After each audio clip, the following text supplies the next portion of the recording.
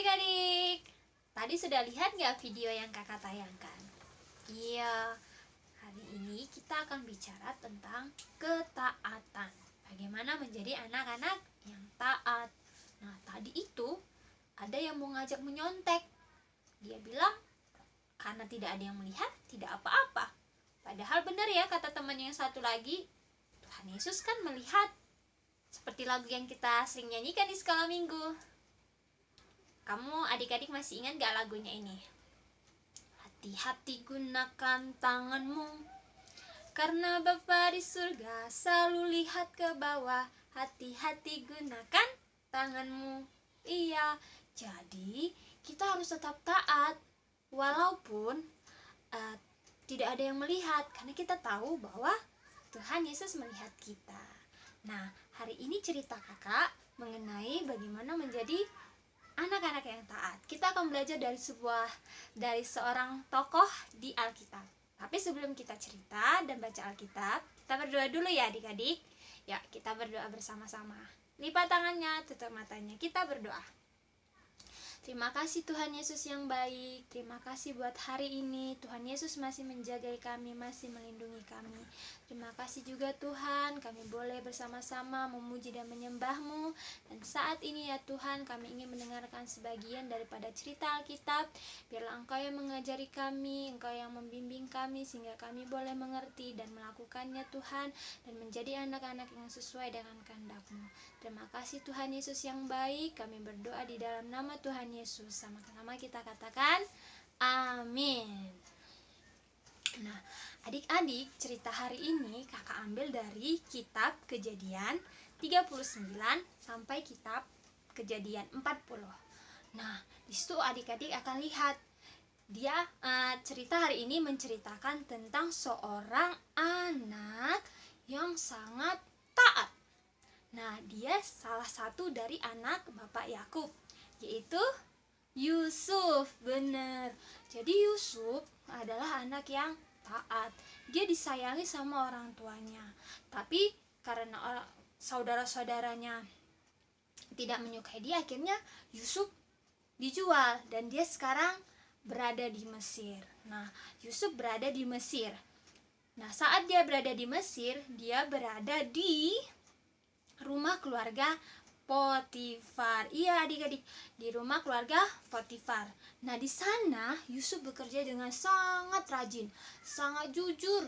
Jadi banyak orang yang menyukainya. Bahkan Potifar sendiri pun karena sangat menyukai pekerjaan Yusuf, ya, dia dipercayai untuk menjaga seluruh hartanya Potifar. Nah, begitulah adik-adik, kalau kita bekerja dengan jujur, bekerja dengan rajin, pasti kita akan mendapatkan yang terbaik juga. Nah, pada suatu hari, istri Potifar itu melihat kebaikan, melihat Yusuf yang sangat ganteng juga, dia mengajak Yusuf untuk berbuat jahat adik-adik. Aduh, memang ya, selalu ada aja godaan, gangguan. Tapi walaupun seperti itu, Yusuf tetap taat. Yusuf dia nggak mau berbuat jahat, walaupun dibilang sama istri Potifar, gak apa-apa, nggak ada orang, nggak ada yang melihat katanya. Tapi Yusuf tetap taat. Dia nggak mau berbuat jahat. Dia tahu walaupun tidak ada orang yang melihat, Tuhan pasti melihat dia, dan dia tidak mau mendukakan hati Tuhan. Dia tetap taat dan percaya kepada Tuhan. Akhirnya bagaimana? Yusuf pun difitnah. Tahu ya arti kata difitnah ya? Difitnah berarti dia dibohongi. Dibilang istri Potifar itu bahwa Yusuf berbuat jahat, padahal sebenarnya enggak adik-adik. Itu bohongnya istri Potifar. Dan si Potifar percaya pastinya sama istrinya. Akhirnya Yusuf ditangkap dan dipenjara. Aduh, kasihan sih. Tapi itu tidak membuat Yusuf menjadi marah atau kecewa sama Tuhan. Tidak adik-adik. Bahkan di penjara pun dia tetap berbuat baik. Dia punya banyak teman. Ya, dia tidak mau bermusuhan dengan siapa-siapa. Akhirnya waktu dia di penjara, dia bertemu dengan teman-temannya yang juga masuk dalam penjara. Ada 2 orang, yaitu juru minum dan juru masak. Oke, nah juru minum itu juru minum berarti dia yang membuat minuman khusus untuk raja. Nah juru minum cerita sama si Yusuf. Nah Yusuf kan orangnya baik, jadi dia mendengarin cerita si Yusuf. Cerita dari juru minum tadi bahwa dia bermimpi. Waktu dia dalam mimpinya itu, dia melihat bahwa dia memeras 3 tangkai anggur dan memberikannya kepada Raja Firaun. Wah, langsung Yusuf mengartikan mimpinya. Nah,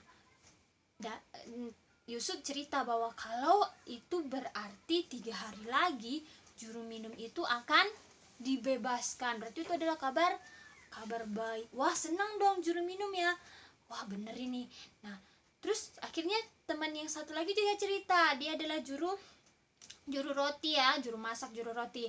Nah juru roti ini cerita bahwa dia membawa 3 bakul atau 3 keranjang roti, tapi rotinya itu dimakan sama burung-burung, habis. Nah itu kan berarti tidak baik. Akhirnya si Yusuf bilang, mengartikannya seperti ini. Oke, itu berarti dalam 3 hari ini kamu akan dihukum. Wah, sedih dong ya juru rotinya. Dan ternyata setelah 3 hari yang ditunggu-tunggu itu benar adik-adik. Itulah kalau kita hidup di dalam Tuhan, pasti Tuhan kasih jalan, kasih kita tuntunan. Jadi Yusuf juga seperti itu, dia mendapatkan kepintaran, kehikmatan dari Tuhan karena dia hidup selalu taat kepada Tuhan.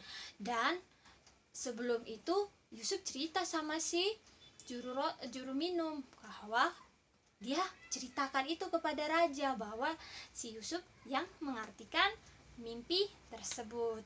Tapi ternyata si juru minumnya lupa adik-adik. Ya walaupun lupa ya, tetap saja Yusuf tidak memiliki dendam di dalam hatinya. Dia tetap percaya kepada Tuhan, dia tetap taat kepada Tuhan, dia tetap berbuat baik. Walaupun dia dipenjara dan dilupakan sama teman-temannya, tapi dia tetap berserah kepada Tuhan. Nah, kalau kamu lanjutkan lagi cerita berikutnya adik-adik, di pasal-pasal berikutnya kita akan tahu bagaimana akhirnya Yusuf menjadi pemimpin di Mesir adik-adik. Dia menjadi orang kepercayaan raja pada akhirnya. Itulah adik-adik cerita hari ini.